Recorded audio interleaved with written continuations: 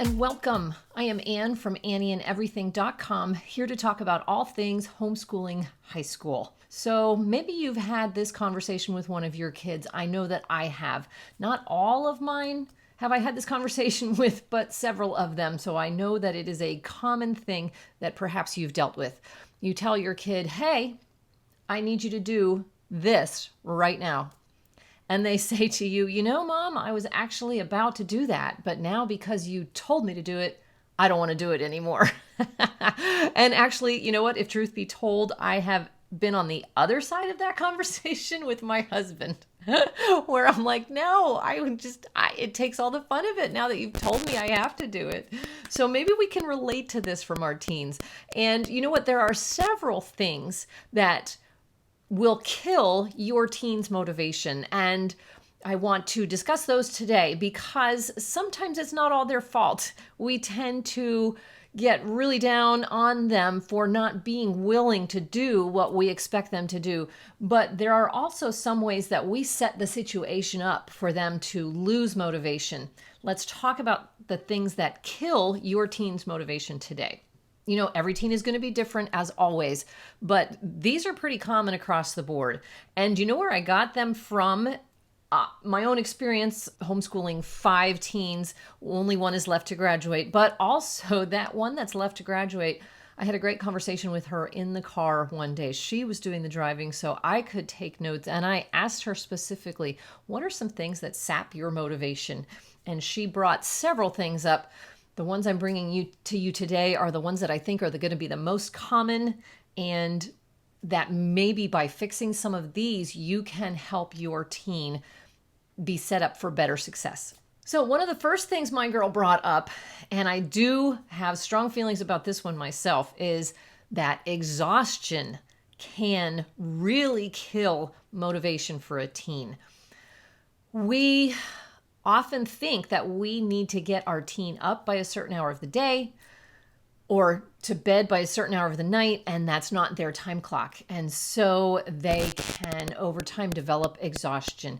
Did you know that the National Sleep Foundation says that teens need 8 to 10 hours of sleep a night? Not 7 or 8, not 6 to 8, but 8 to 10. 8's the minimum, not the maximum.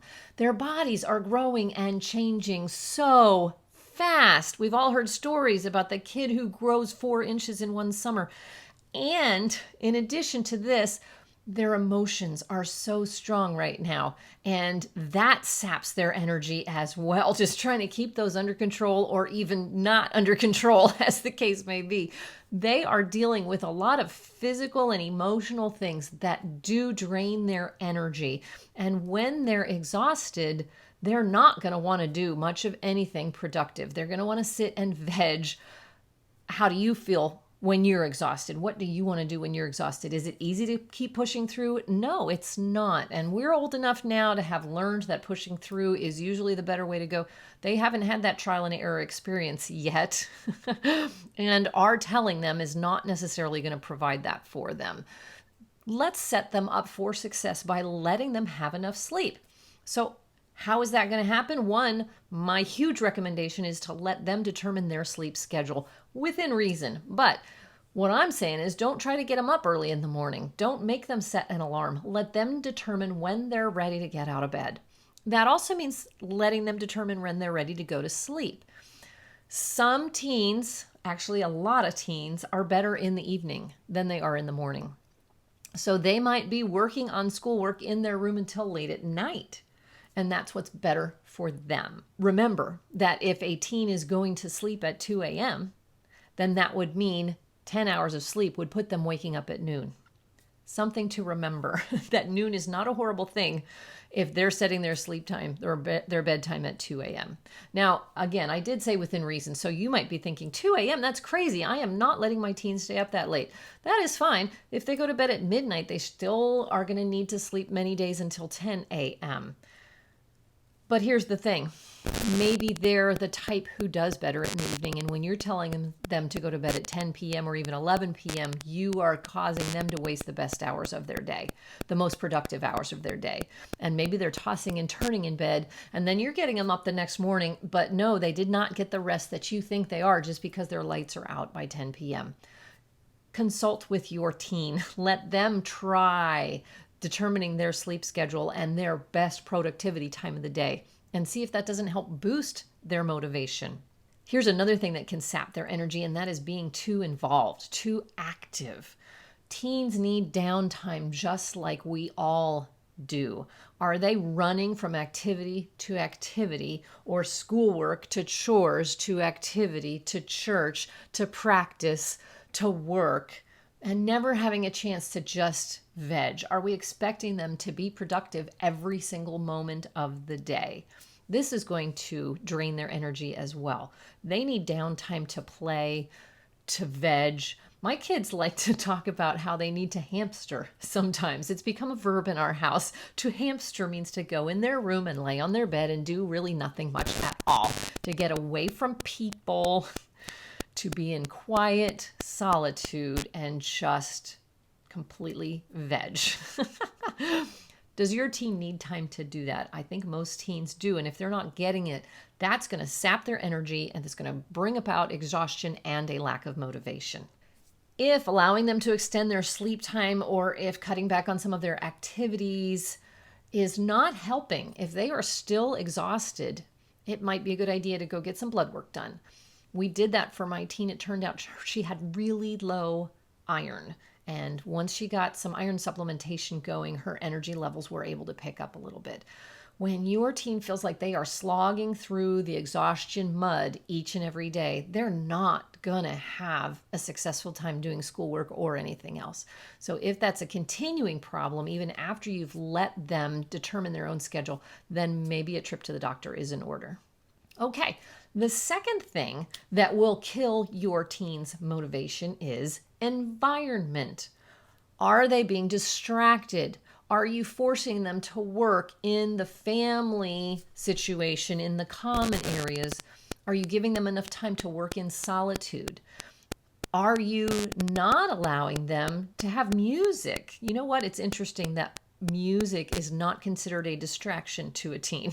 They do great with their earbuds in their ears and will often get lots done. But they need to have a say in the environment that they work best. And there's going to be a little bit of a theme going through these things, and that is the idea of teen autonomy. We'll talk about it in more detail here in a little bit. But when it comes to environment, I do recommend letting your teen have some say in where they're going to work and when. Let them have some time alone in their room. Now, in our house, we always had guidelines about being alone in their room. The door must stay open. And 2, if there is a computer in the room, the monitor must be facing that open door, so that if I am walking by at any given time, I can see what they're looking at on their computer. They may want to work on their bed. They may want to work on the floor. They may want to work at a desk in their room. But sometimes they're going to need that solitude, and it may be for hours at a stretch. And that needs to be okay. Again, it's a little bit of the hamstering mode. They get drained. A lot of teens, even the extroverts, get drained by being around people all the time and being in the family environment all the time, especially with all those pesky younger siblings, right? So give them some time to be alone in their room with guidelines and see if that helps their motivation. And let them listen to music, or maybe even have a show on in the background. Monitor that, see if that's being successful. If it's a problem, then you can always tighten things back up again. But give them the opportunity to try and see how they do. Be open to the idea that they may learn differently than you think they learn best. Another thing about environment is that sometimes just being at home day after day is the issue. They get bored with being at home, looking at the same 4 walls. Maybe if they're able to drive, let them head to the coffee shop every now and again for a different environment in which to do their schoolwork. Someplace that has the Wi-Fi that they need, where they can sit and be by themselves And even though there's stuff going on around them, once they plug those earbuds in and focus, they're getting stuff done. Just because they're in a different environment, sometimes that's all that's necessary. Another thing that can sap a teen's motivation or even kill it is their emotions. And we know that teens do have strong emotions for several years during this time. And those emotions can really be something that makes them not want to get their schoolwork done or be productive in any other way, whether it be doing chores or what have you. How to help with this? You know what? I think grace is good here. I don't know if we can remember back to those years. I'll be honest with you. Sometimes I feel like I never grew beyond those years. I still have pretty strong emotions sometimes, and they make me want to not do anything. So I can relate to my teens very strongly in this area. If you don't remember that, still give some grace, have some patience. Let them take a break if necessary. Do you know what? All day, every day doesn't have to be go, go, go, produce, produce, produce, schoolwork, schoolwork, schoolwork. Sometimes they need a little bit of a break. And if that is precipitated by some kind of emotional meltdown, why does that matter? Why do we have to tell them to buck up and keep going? Sometimes we ought to be able to say, you know, I know you're having a rough time right now. Why don't you take a break for an hour, pull yourself together, and then let's try this again later. Or maybe a change of subject would help. Making them do the subject that they hate when they're feeling something strong emotionally might not be great. Now, can you keep postponing day after day after day after day? Of course not. But nobody is expecting that when you take the break because they're feeling emotional. And will they maybe get behind? Maybe a little bit. Is that the horrible thing that we all think it is or that we fear that it is? You know what? My kids have come back from being behind so many times, or we've adapted things to give them a little bit easier time to catch up. That's a topic for a whole nother day. But you know what? Emotions are not always a bad thing. And sometimes we do need to give our kids grace when they're experiencing them and let them take a little bit of a break. And when they see that compassion from us, that does motivate them more to be more productive when they can. You know what else helps here is food. Just going to say that teens love food at almost any time, but when they're emotional, what about some ice cream? What about some chocolate? What about a Starbucks? Whatever it takes to just give your teen that little boost, that they know you love them, that you want to be there for them. That can help motivate them. Maybe not right at that moment, but at a later time, they'll remember that. One way to help prevent the emotional meltdowns from occurring maybe quite so frequently or quite so strongly, and this also ties back to their environment and their energy level, is margin. Put some margin in their day. Give them that opportunity to de-stress, to calm down. Plan it into the day instead of having it always be a knee-jerk reaction to some emotional issue. When it's planned into their day, they know it's going to happen. It helps them to power through sometimes when they might not otherwise be able to. Last but certainly not least, and the one that I referred to at the beginning of this episode, is the idea of being told what to do. I think almost every teen will say at one time or another that they don't want to be told what to do, that once they're told what to do, they don't want to do it anymore, even if they were on the brink of doing it for themselves. Teens do like to have their autonomy. They want to be considered as being able to make decisions for themselves rather than having to be told what to do all the time. Now, you and I know as parents that often we feel that they still do need to be told what to do. But guess what? This is the opportunity for them to learn and grow in this area. And if we never give them the opportunity to do that, then they can't stretch those wings and those muscles and learn. Now, it may take some trial and error. What I prefer to call that is trial and learning. It's not that we've made wrong decisions. There are no wrong or bad decisions. There's what we decide and what we learn from what we've decided. So we may try something and it doesn't work out as well as we had hoped. So we learned from that and now we're going to try something else. And when it comes to teen autonomy, maybe you gave them autonomy or decision-making power over something and it didn't work out so well. What can you pull from that? What can you learn from that? What can you adapt from that? Not to take the reins completely back from them, but to adapt the situation, maybe give them a little more guidance or some parameters, but not complete parameters, where they are now going to stretch those muscles again and see what works this time.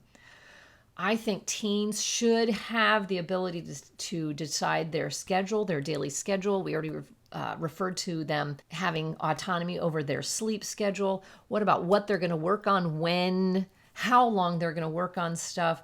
When you get down to the nitty gritty, this is all part of independent learning and learning those skills that they're going to need for college or adult life. Why not let them practice them now? Stop being so controlling. I'm just going to use that word. I'm a straight shooter. My kids have called me controlling, so I'm not claiming to be any better than anybody else in this, but we do need to learn. And even on the 5th child, y'all, I'm still learning because every kid is different. We do need to learn to be less controlling and more open to how our teen wants to do things, because they are their own individual and they are different than we are. Sometimes very much different. Am I right? Oh, they get it from the husband. Well, maybe. But we still need to learn and adapt ourselves to how each teen is going to work best. And so instead of being so rigid about what they must do, let's let them develop some inner motivation. And one of the ways to do that is to give them decision-making power over a fair amount of their lives. As always, communication is key. We can't keep using the words "because I told you so." There will be times where we have to say, I need you to do this and I need it to happen now. But you know what? Go a little further than that. Tell them why. Explain your perspective to them. Treat them with respect, enough respect and value to give them your perspective and your reasons. And you know what? I think you might be surprised. A lot of times they will meet you halfway on those. Sometimes it's going to be, okay, can I do that after I finish yada yada? Sure, you can. Be willing to flex and meet them halfway on these things. And that goes a long way as well. Communication is huge. And if the communication is broken down, then that's something to work on almost first before you expect motivation from them.